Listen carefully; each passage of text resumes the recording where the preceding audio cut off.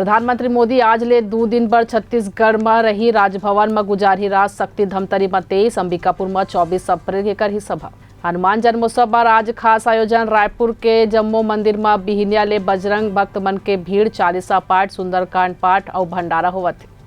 छत्तीसगढ़ में आज घलो हल्का बूंदाबांदी के है आसार। सोमवार के तापमान 12 डिग्री गिरिस। छत्तीसगढ़ में लोकसभा चुनाव के तीसरा चरण, 7 सीट पर 168 उम्मीदवार। रायपुर बिलासपुर में सबले ज्यादा लड़ी चुनाव। आज जारी हुआ थे मध्य प्रदेश बोर्ड के 5वीं और 8वीं के रिजल्ट।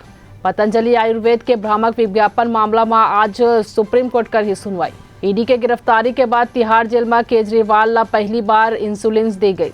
आगरा लखनऊ एक्सप्रेसवे में बस और ट्रक के बीच हुई भिड़ंत, 4 लोगन के हुई मौत। एमडीएच एवरेस्ट मसाला विवाद पर भारत में बिके वाले मसाला के गुणवत्ता के जांच कर ही FSSAI। भूकंप ले कापिस ताइवान, रात भर में लगी 80 ले ज्यादा झटका।